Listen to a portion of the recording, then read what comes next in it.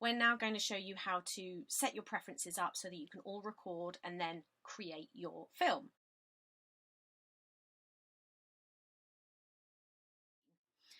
Now I'm going to show you how we set everybody to be able to record the session. It's very important that everybody records it, because if I'm the only person recording, then the only audio that's going to be recorded is my live audio and any audio that comes through my computer, which is going to sound really tinny. So if every participant on the call is recording their own audio, then it's going to sound much better, and you can use those in the edit rather than using the tinny stuff that comes through my speaker. So we need to make sure that they can all record. I will go down to participants at the bottom of the screen here, and then you'll see my participant here. I would click on more and then allow to record local files. That means everybody can record the session. If you have more than 2 participants, then obviously you will need to allow all the other participants to record the session. So everybody has been set up to record. Now we would go down here, so everybody would need to go down, and everybody clicks on record, and then it says up here in the top left hand corner, recording.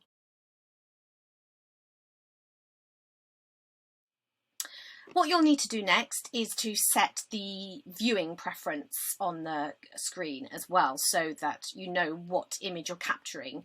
Mine normally comes out as this gallery view that you can see here, where you can see every participant. If you go up into the right hand corner, click view and go on to speaker view. So the person that is speaking you'll always see yourself in the top right hand corner, but the person that is speaking will appear in the front. Or you can certainly go into your own image if that's what you're trying to capture and pin, and then then you're choosing yourself, which might be, if you're the one that's the star of the show, then you might want to choose that instead. There is danger in this because people have a tendency to want to look at themselves, and I'm looking at myself. And you can see that my eye line is actually below the camera. If I'm looking straight down the camera, although there's some reflection in my glasses, if I'm looking straight down the camera, then I'm talking to you, the viewer. So if you're doing direct to camera stuff, if you want your audience to feel like they're being spoken to, look straight down the camera. Now we're all set up and recording, the last thing we want to do is upload our background. These are called vectors, and they can be found on the internet. You can have some lovely ones made for you at quite an expense, or you can find some online. And I'll just go to Google, and we used Shutterstock. And I will add links for you to see.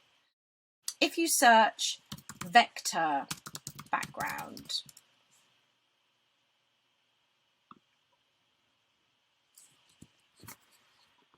and there are lots of vectors, but they are called vectors.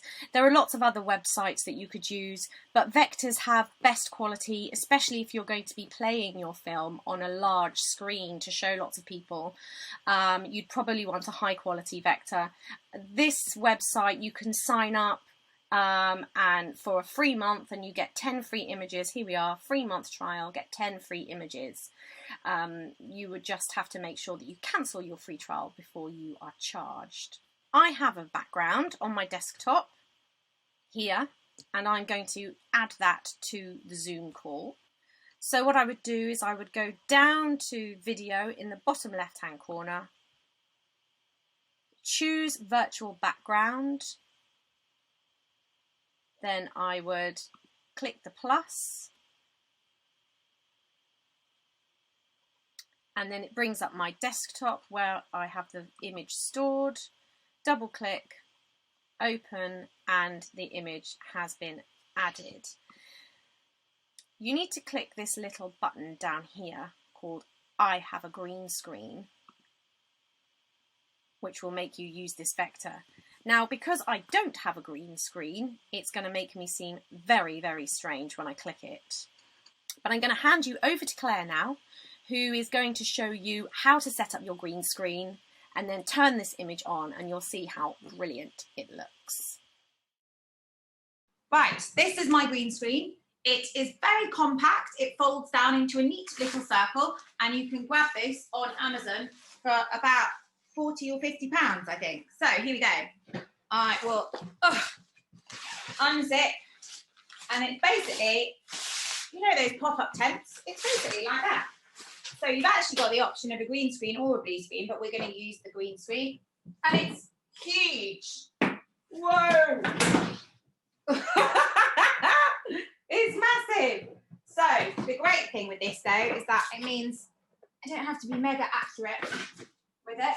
So what I tend to do is I tend to hook it around here, and voila, one green screen. So at the moment I've moved my chair. I've got about 2 foot to come really close, which is nice for really interactive moments.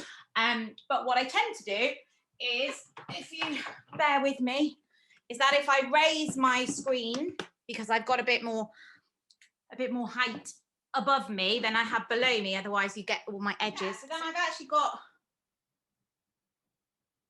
a decent amount of playing space. So this is me right back here against my green screen, and then I can kind of, if I'm walking through the jungle, I can come a little bit closer. So I've got a bit more, yeah, playing space. So it is quite a good size for that sort of stuff, I think. You could have another person right here, or if you're using, I don't have any of my puppets to hand, but if you had a puppet, again, you'd have space for both of you to get in. Now, what I would advise, you know how it's very cool on movies and things, they have a clapperboard, you know, one of those black and white ones that do that. I would just advise that you do a nice big clap,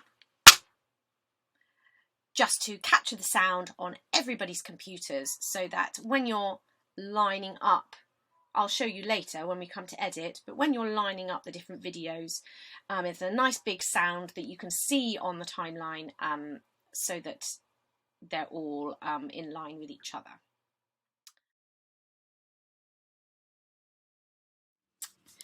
Finally, we're going to end the Zoom call that we're on, and by doing that it'll automatically stop the recording, and we need to then retrieve the footage from where it's been stored on the computer.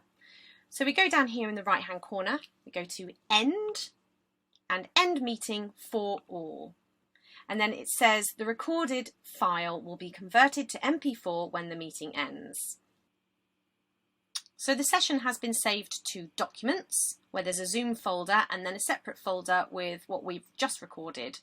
The folder has got a date and time stamp, which will be really easy for you to identify.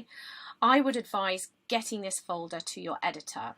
It's probably too big to send via email, so I would advise using either WeTransfer, which is really good, or if you have a Google Drive or a Dropbox account, then that's a really easy way to share it as well. I will put the link for WeTransfer in the notes as well.